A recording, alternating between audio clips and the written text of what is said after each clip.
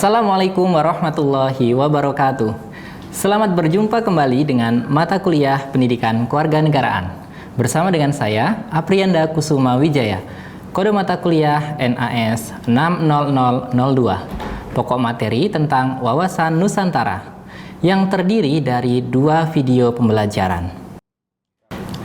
Adapun capaian pembelajaran pada pertemuan kali ini, mahasiswa diharapkan mampu memahami dan menjelaskan kembali tentang konsep dan urgensi wawasan Nusantara. Baik, pada video pertama ini, saya akan menjelaskan mengenai konsep wawasan Nusantara. Istilah wawasan Nusantara datang dari kata wawas yang berarti pandangan, tinjauan atau penglihatan indrawi, kemudian ditambahkan akhiran an, hingga arti wawasan adalah cara pandang, cara tinjau, cara lihat. Sedangkan kata Nusantara terbagi dalam 2 kata, yaitu Nusa yang berarti pulau atau kesatuan kepulauan, dan kata antara yang berarti letak antara 2 unsur, yakni 2 benua dan 2 samudra.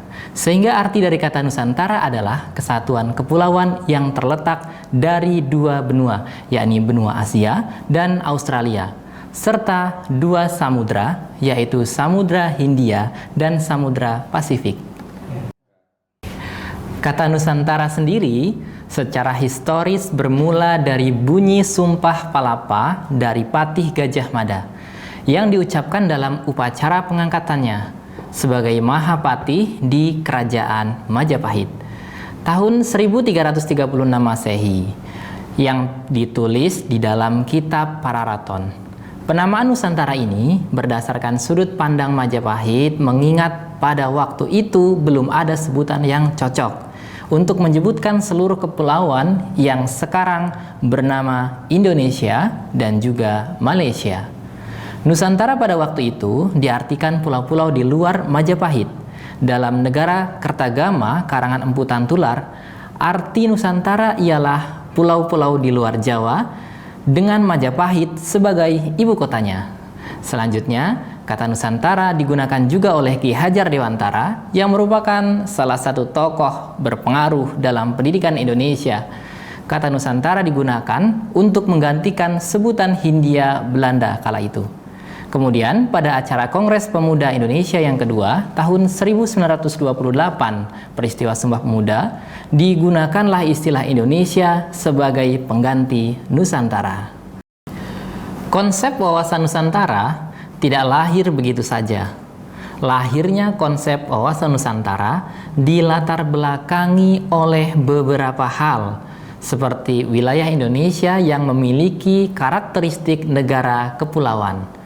Pada awalnya, konsep atau istilah negara kepulauan merupakan hal yang asing di negara lain. Namun, pada akhirnya diakui oleh berbagai negara dalam Konvensi Hukum Laut Internasional. Istilah-istilah yang ada di dalamnya seperti yurisdiksi, laut teritorial, zona ekonomi eksklusif, dan landasan kontingen merupakan konsep yang lahir dari Konvensi Laut Internasional. Lahirnya konsepsi wawasan Nusantara juga bermula dari Perdana Menteri Insinyur Haji Juanda yang pada tanggal 13 Desember 1957 mengeluarkan deklarasi yang selanjutnya dikenal dengan istilah Deklarasi Juanda. Isi pokok deklarasi ini adalah bahwa lebar laut teritorial Indonesia 12 mil yang dihitung dari garis yang menghubungkan pulau terluar Indonesia. Dengan garis teritorial yang baru ini, wilayah Indonesia menjadi satu kesatuan wilayah. Laut di antara pulau bukan lagi sebagai pemisah, karena tidak lagi laut bebas, tetapi sebagai penghubung antar pulau. Sebelum keluarnya Deklarasi Juanda, wilayah Indonesia didasarkan pada Ordonansi 1939 yang merupakan sebuah peraturan buatan pemerintah Hindia Belanda yang lebarnya hanya sejauh 3 mil dari garis pulau terluar saja. Baik, terima kasih atas partisipasi rekan-rekan mahasiswa.